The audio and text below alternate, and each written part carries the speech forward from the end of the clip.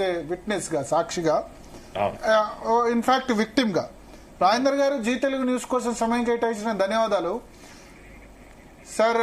మీ audio unmute చేసుకోండి sir. Yeah sir, ఇప్పుడు వినపడుతుందా? సార్ వినపడుతుంది సార్. ఏంది అసలు మీరు లోపలికి వెళ్ళగానే సిట్ మిమ్మల్ని ఏమడిగింది? ఏదో చెప్పారు, మీకు సంబంధించిన చాటో అది చూపించారు అని చెప్పి. మొత్తం ఈ టెలిఫోన్ ట్యాపింగ్ లో అందరికంటే ఎక్కువ నంబర్లు ట్యాప్ చేయబడ్డాయి. నేను గాని, నా కుటుంబ సభ్యులు గాని, నా దగ్గర పనిచేసేటువంటి పిఏలు, పిఎస్లు, తర్వాత డ్రైవర్లు, గన్మెన్లు, కుక్కులు, సర్వ్ చేసేవాడు, వీటితో పాటుగా నా మొత్తం మిత్ర బృందం, నాతో ఎవరైతే రోజు తిరుగుతారో, అంటే ఒక మాట చెప్పడం 100 మంది ఫోన్లన్నీ కూడా ట్యాప్ అయినాయి ప్రతి నిత్యం. ఇంకా అందరేమో ఫోన్ ట్యాప్ అయితే నాలాంటి ఏ క్షణంలో ఎక్కడ ఉంటున్నాము, ఎవరితో కలుస్తున్నాము, ఇవన్నీ కూడా వాళ్ళ దగ్గర రికార్డ్స్ ఉన్నాయి. ఇవన్నీ నిజమేనా అంటే నిజమేనండి, ఇవన్నీ నిజమే. ఇవాళ ఇప్పటి నుంచి కాదు, 2018లో ఎన్నికల్లో కూడా, 2018లో నేను అక్కడ మంత్రిగా ఉండగా కూడా నన్ను ఓడగొట్టే ప్రయత్నం చేసినారు. సరే, అప్పుడే బాధ అనిపించింది. 2021లో నేను రాజీనామా చేసిన తర్వాత హుజరాబాద్ లో ఎవ్రీ డే కొన్ని 100 మంది పోలీసులను పెట్టి ఇట్లాంటి ఫోన్ ట్యాపింగ్ చేసి నేను ఎవరితో మాట్లాడతానో, నాతో ఎవరితో పాజిటివ్ రియాక్ట్ అవుతారో, అన్నా అని కొంచెం ప్రేమతో, అన్నా ఈ ఊర్లో మనకు ఎక్కువ ఓట్లు పడితే నేను చేస్తున్నా అని చెప్తాను, సాయంత్రం కల్లా సెట్ చేసి పెట్టేసి. అంటే ఈ ఫోన్ ట్యాపింగ్ వ్యవహారంలో ఈ టెలిగ్రాఫిక్ యాక్ట్ 419A ప్రకారంగా ఏ సంఘ విద్రోహ శక్తులైతే, దేశద్రోహులైతే, ప్రజల ప్రాణాలని మనల్ని కబలించే వాళ్ళైతే నిఘా పెట్టుకొని ఇట్లాంటి పని చేయను, పిచ్చి పని చేయను. ఇలా రాజకీయ ప్రత్యర్థుల మీద విచ్చలవిడిగా ఇట్లాంటి ఫోన్ ట్యాపింగ్ చేయడం సిగ్గుచేటైన విషయం. అలా పోయిన తర్వాత చెప్పినటువంటి మీరు ఒక ఇంట్రెస్టింగ్ థింగ్ చెప్పారు. 2018 ఎన్నికల్లో మిమ్మల్ని ఓడగొట్టాలని చూశారు, హుజరాబాద్ లో టికెట్ ఇచ్చారు, ఓడగొట్టాలని చూశారు. ఎందుకు అట్లయితే టికెట్ ఇవ్వకపోతుండే కదా?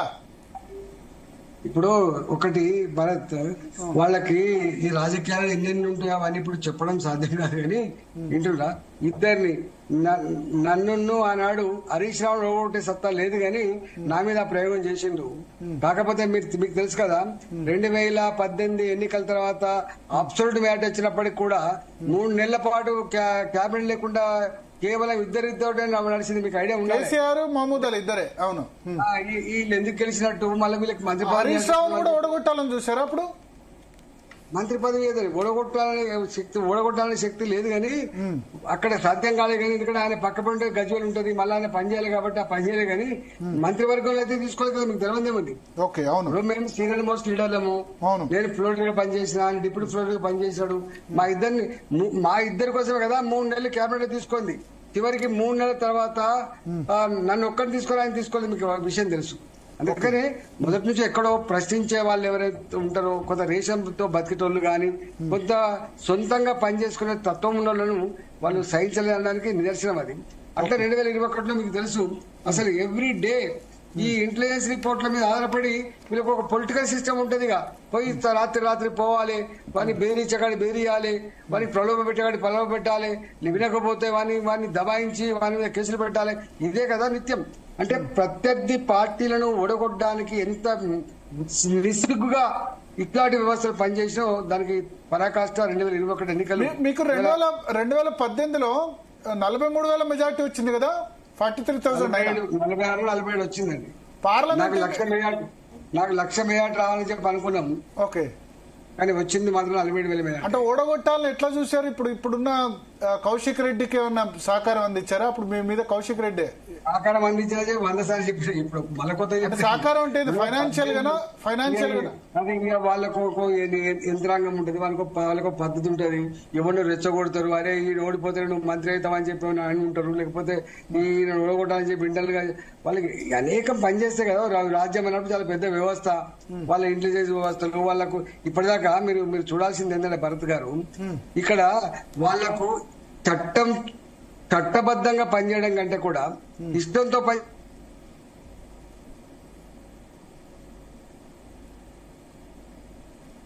మీ వాయిస్ కట్ అవుతుంది. ఇటల్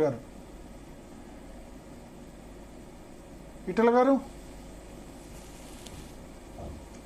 ఒకసారి వీడియో ఆఫ్ చేసి చూడండి.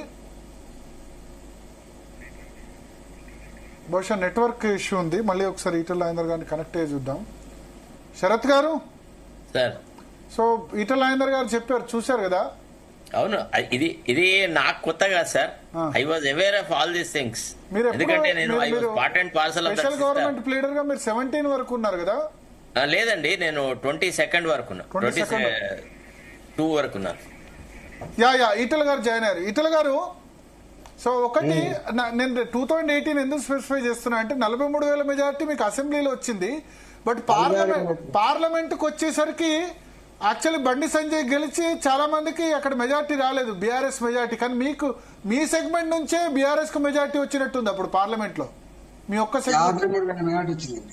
ఎంత మీకు తెలుసు, మొత్తం ఎంపీ ఎన్నికల్లో మాకు నెగిటివ్ గాలి వీచినప్పటికీ ఇప్పుడు 86,000 ఓట్లు వచ్చిన సిరిసిల్లలో 5,600 ఓట్లు వచ్చినప్పటికీ ఇలా రెండే సెగ్మెంట్లు అప్పుడు మంచి ఓట్లు వచ్చినాయి.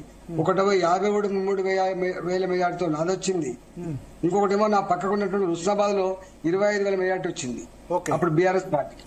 ఇలా కరీంనగర్ చూసి మీరు చొప్పదాన్ని చూసిన 53,000, 56,000 డ్రాబ్యాక్ తో భారతీయ జనతా పార్టీ ముందంజలో ఉండే. ఓకే. సో అంటే మీరు 43,000తో మీరు గెలిచినా సరే పార్లమెంట్కి వచ్చేసరికి మాత్రం మళ్ళీ, ఎందుకంటే అక్కడ సపోర్ట్ లేకున్నా సరే అక్కడ 53,000 ఓట్ల మెజార్టీ మళ్ళీ పార్లమెంట్ లో బీఆర్ఎస్ కు తీసుకొచ్చారు. అవునండి, నేనే ఇన్ఛార్జ్ ఉన్నప్పుడు పార్లమెంట్ కూడా నేనే ఇన్ఛార్జ్. అప్పటికే నేను మంత్రి అనే మళ్ళా అక్కడ ఇన్ఛార్జ్. ఇన్ఫాక్ట్ కేటీఆర్ దగ్గర కూడా 5,000 మెజార్టీ అనుకుంటా బీఆర్ఎస్ 5,600, 5,800. గంగుల కమలాకర్ తర్వాత చొప్పదండి ఇవన్నీ కూడా బాగా మైనస్ లో పోయినాయి. 53,000, 56,000, 50,000 పైనే. ఓకే. సో 18లో ఆ విధంగా ఎందుకంటే మిమ్మల్ని ఓడగొట్టాలని ఎందుకు అనిపించింది? ఫోన్ ట్యాపింగ్ చేసినప్పుడు మీరు ఏమైనా నెగటివ్ గా మాట్లాడారా?